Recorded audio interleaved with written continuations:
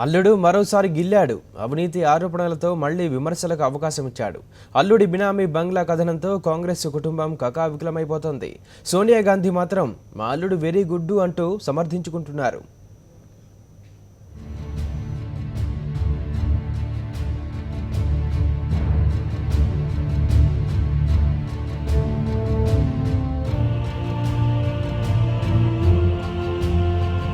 కాంగ్రెస్ పార్టీకి కష్టాలు వరుసగా వచ్చి పడుతున్నాయి.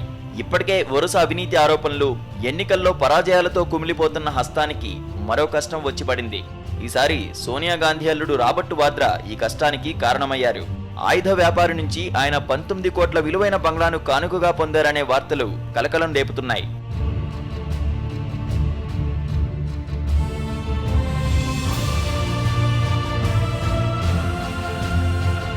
భారత్కు చెందిన ఆయుధ వ్యాపారి సంజయ్ భండారీపై పలు వివాదాలున్నాయి. ఈ నేపథ్యంలో ఐటీ శాఖ అధికారులు సంజయ్ భండారీకి చెందిన ఇళ్లు, కార్యాలయాలపై దాడులు చేశారు. ఈ సోదాల్లోనే వాద్రా బినామీ బంగ్లా భాగోతం బయటపడింది. ఈ బంగ్లా కొనుగోలు, మరమ్మతులు, విక్రయానికి సంబంధించిన ఈమెయిల్లు ఐటీ అధికారులకు లభించాయి. వాద్రాకు లండన్లో నివసిస్తున్న భండారీ బంధువు సుమీతా చద్దాకు మధ్య, వాద్రా సహాయకుడు మనోజ్ అరోరా చద్దాకు మధ్య ఈ ఈమెయిల్లు జరిగాయి. ఐటీ అధికారులు భండారీ ఇంటిపై దాడి చేసిన సమయంలో ఆయన తన బ్లాక్బెర్రీ ఫోన్ను ధ్వంసం చేసేందుకు ప్రయత్నించారు. కానీ అధికారులు అందులోని మెయిల్లను, ఇతర డేటాను రికవరీ చేయగలిగారు.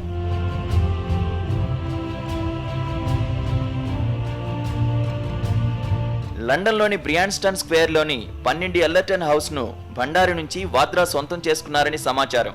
ఇది వాద్రా బినామీ బంగ్లాగా అధికారులు అనుమానిస్తున్నారు. 2009 అక్టోబర్లో 19 కోట్లకు ఈ భవనాన్ని కొనుగోలు చేసి 2010 జూన్లో విక్రయించినట్లు అధికారులు పేర్కొంటున్నారు.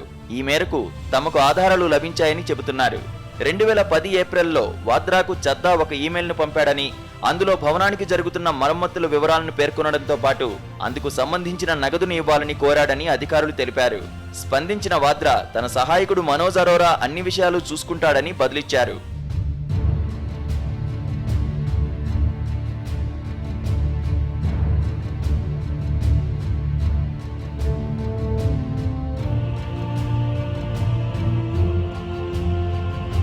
ఈ ఆరోపణలను కాంగ్రెస్ అగ్రనాయకత్వం కొట్టిపారేసింది. ఇదంతా తమ కుటుంబాన్ని వేధించడమేనని స్వయంగా సోనియా గాంధీ ఎదురుదాడికి దిగారు.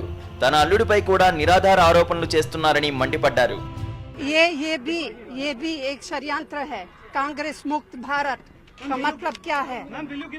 रोज कुछ न कुछ ये लोग बहाना बनाते हैं, गलत इल्जाम लगाते हैं। अगर कुछ ऐसी बात है तो बिना भेदभाव जांच करो।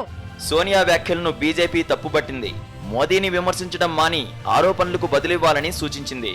आज सोनिया जी को और गांधी परिवार को याद दिलाना होगा हमें कि सहनसाई क्या होती है। यह गांधी परिवार ने इतने वर्षों तक न केवल कांग्रेस पार्टी में और हिंदुस्तान के शासन में दिखाने की कोशिश की है। यह सहनसाई थी इंदिरा गांधी का, जो उन्होंने इमरजेंसी हिंदुस्तान पे लगाया और हिंदुस्तान के लोकतंत्र को खतरे में डाला। మరోవైపు భండారీ ఇళ్లు, కార్యాలయాల్లో లభ్యమైన సమాచారంపై ఐటీ అధికారులు కేంద్ర ఆర్థిక శాఖకు సమగ్ర నివేదికను అందజేశారు.